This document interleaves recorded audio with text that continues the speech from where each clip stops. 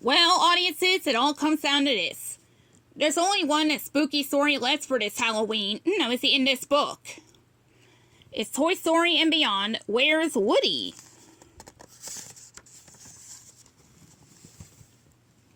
It was a typical Sunday afternoon at Andy's house, or so everyone thought. Andy was downstairs watching a movie with his mom, and the toys were playing kickball in his room. Yee-haw! Cowgirl Jessie yelled as she kicked the ball and raced toward the book they were using as first base. Buzz Lightyear ran for first base a second.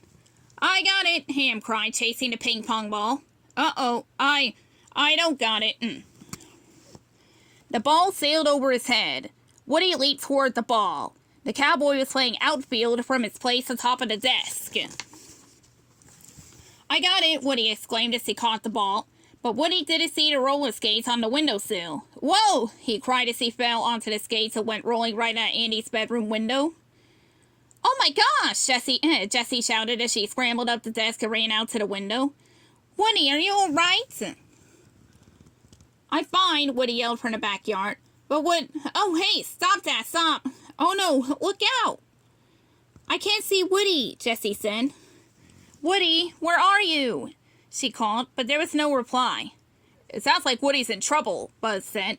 We have to save him, Jessie cried. The toys tried to lower Buzz into the backyard on a yo-yo, but he rolled right back up again. Jessie suggested they try Slinky Dog, so Slinky used the spring to lower Jessie and Buzz to the ground. The backyard was very big and very scary, and there was still no sign of Woody. Where could he be? Jessie asked. A strange hooting noise came from above. What was that? Buzz asked. He was ready to tackle anything that came near them. I think it's just a hoot owl. No, see, Jessie said. They're harmless. Harmless, eh? Buzz said doubtfully. He peered around still on his guard. A rustling noise came from the tree. What was that? Buzz asked again. Jessie gulped. Probably just a squirrel, she said. Buzz frowned up at the tree. Where should we start looking? Jessie whispered. She turned to face Buzz, just in time to see an enormous bird swooping down toward him.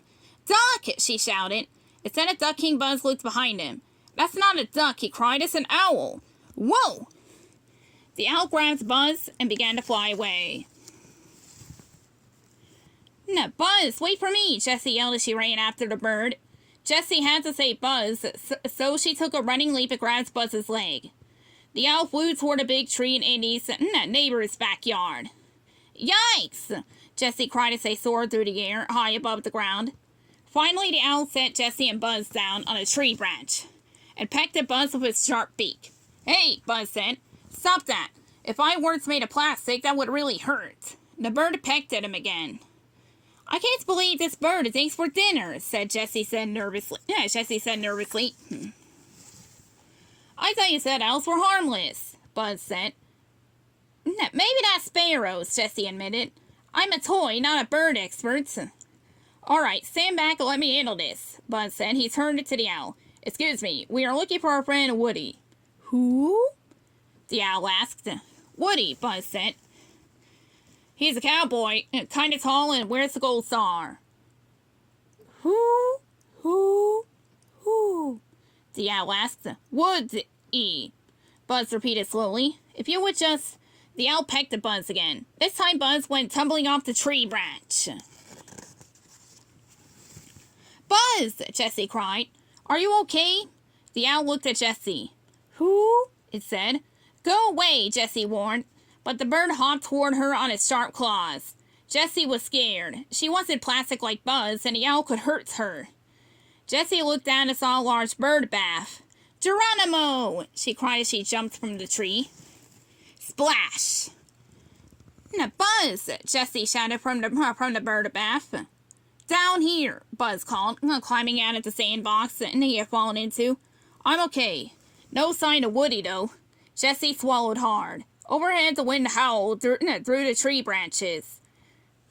Jessie shivered as she thought of the owl's large eyes peering down at them.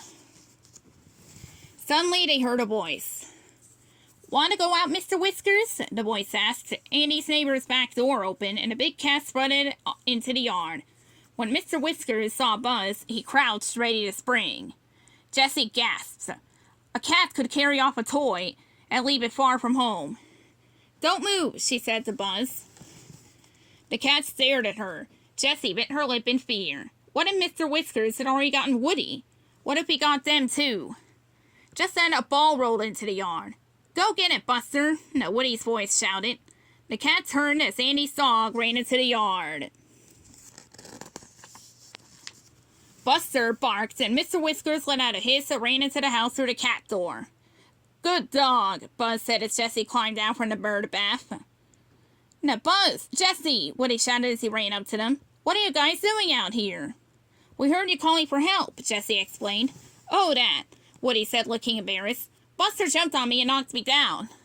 "I thought you knew I was okay. I didn't mean to make you worry." "We're glad you're all right," Buzz said. All three toys climbed onto Buster's back. He carried them all the way to Andy's house and inside through the dog door. "Nancy, thanks for worrying about me," Woody said once they were safely back in Andy's room. "Anytime, Woody," Jessie said. Jessie was glad that she and Buzz were able to find Woody, even though the backyard had been kind of scary. Buzz nodded. "That's what friends are for," he said. The end.